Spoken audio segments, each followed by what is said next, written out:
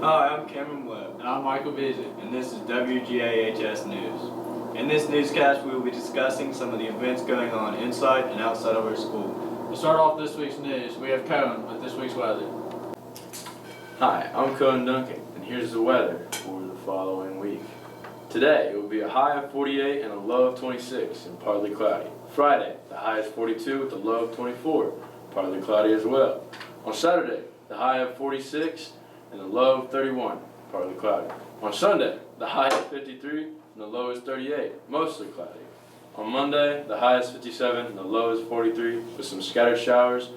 And Tuesday, the high is 53 and the low of 37 with some scattered showers. Thanks, Cohen. Now following this week's weather, we have Brant with updates on the sports. Last Thursday there was a sporting event, I guess you'd call it, here at Gallia Academy. This was a sporting event greater than the World Cup, World Series, and World War II combined. There was no score reported, no one was injured, and I hope that doesn't happen again. Kids, don't join gangs.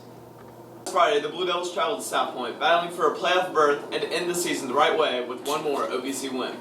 And thank the Lord the police weren't there, because the whole Blue Devil team would have been arrested for animal abuse for what they did to those pointers.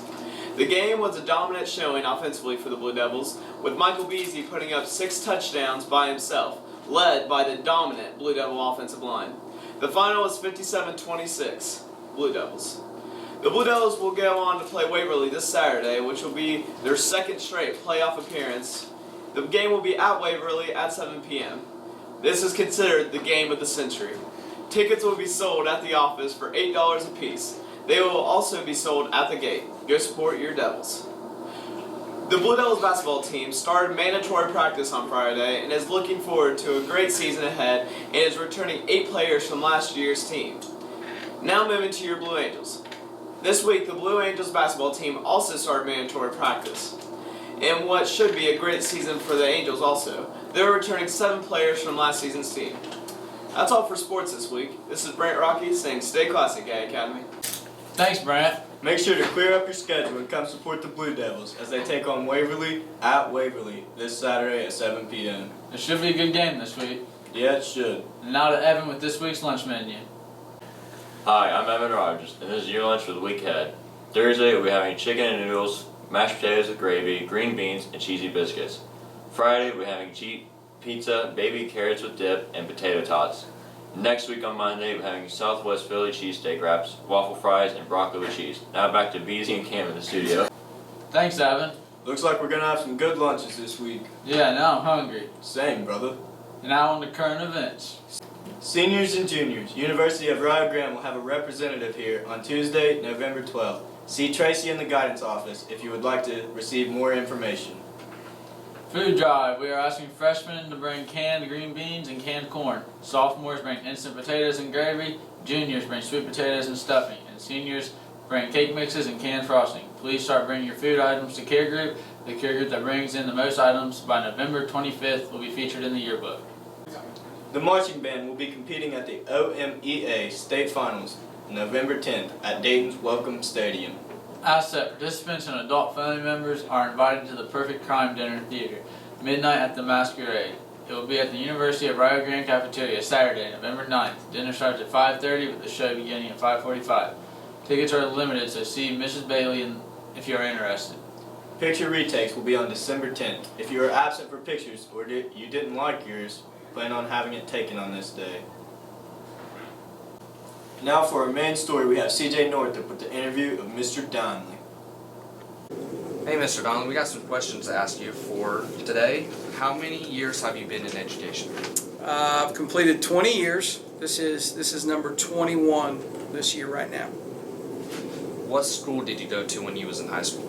I was in Oak Hill, about a half hour away. But I went to school, my whole public education in the Oak Hill School District. Yeah. Where did you go to college? Stayed local. I went to the University of Rio Grande and transitioned into that right out of high school. And it did take me 5 years to get a 4-year degree, but that's okay. because I did complete it. So. Was there any other jobs you had before you became a Absolutely, yes. I did a lot of stuff, and I encourage you guys to go do stuff too, because you'll learn a lot about yourself. I landscaped with my father quite a bit. I worked in a grocery store, so I was the guy who would pack your groceries in and out, stock shelves, mopped. So I did all that. I also worked at a funeral home for a while, and I get a lot of looks on that one when they hear that I worked at a funeral home, but I did that for probably 4 or 5 years, and I did a lot of stuff there. That was eye-opening.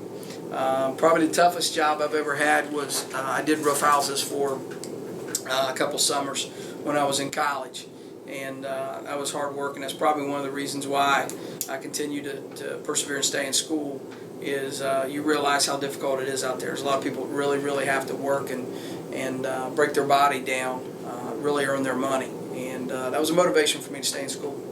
So. That's a lot of jobs, but what really made you want to be a principal? Like, what gave you the desire to do it? Sure. So I was fortunate enough. My high school principal approached me as I was graduating high school and wanted to know where I was going, and I was staying local. And Rio Grande was only a 15-minute drive for me from Oak Hill. So he asked that I would coach junior high basketball. And so what I did was I started coaching junior high basketball and football. I wasn't exactly sure what I wanted to do, but once I started working with kids, coaching, wasn't the main part, but just working with kids in general. That solidified for me that this is something I think I can be good at, and I enjoy doing it. The feedback I got from the kids. So I entered the education program in Rio Grande, but coaching was really one of the things that kind of made me feel certain I can do this. I can talk to kids, and that's probably was the driving force behind my educational career. Yeah. So. I hear that you're doing a lot of good things for our school and stuff, and I hear that there's also a new program. We've been in it for a couple weeks now. How do you expect this program to move forward? Well, the ICU program is not original to us. I'd love to take credit for that.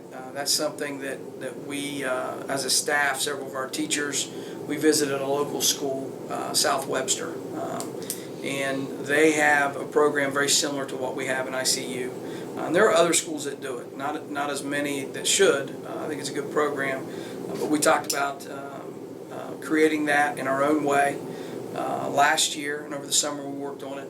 But the purpose behind it is to not allow kids to get behind. And too many times we'll see students will get a 0, they get another 0, and they feel defeated. They see that their average, their grade in that particular class gets to the point where they can't get caught up, and we don't want to allow that to happen. So the idea behind it is to not allow kids to fail. So when we talk about that as a staff, we want to know that we're helping kids as much as possible. And if a kid messes up, they mess up. But we don't want them to be punished academically forever because they forget something or they didn't know how to do something. So the whole idea behind it is on Wednesdays we want to provide a supportive area where there's a teacher there that can help. We can give that assignment again. Students know that they can do that and they can turn that in and get points for it. And I can't be more proud of the staff, the way that they've jumped on board with this. And the feedback I've been getting from students has been very positive. I know a lot of students like the idea of being down in the cafeteria. They have free time, and it doesn't have to be anything fancy. It's just the idea that you've got some time, you're all caught up, your grades are good, let's reward you with a little bit of free time. And if you need something to do, again, it's not a punishment, but this is an opportunity for you to get caught back up, and we don't want to see kids fail. And that's one of the mantras that we're going to have this year is we're not going to leave kids behind. We don't want zeros. Those zeros kill you, and we want to get those made up. So I'm real excited about it. I think it's gone very well for our first year. So thank you. That is it for our main story. Now we have Dar with the quote of the day. You never know how strong you are until being strong is the only choice you have. Thanks, Dar. That was a rad quote. Yeah, dude. Now on to Tristan with the joke of the day. Hello, my name is Tristan Mollett, and this is my Yo Mama joke for today. Yo Mama's so ugly, when the devil saw her, he started going to church. Funny joke, Tristan. And that's all we have on this episode of WGAHS News.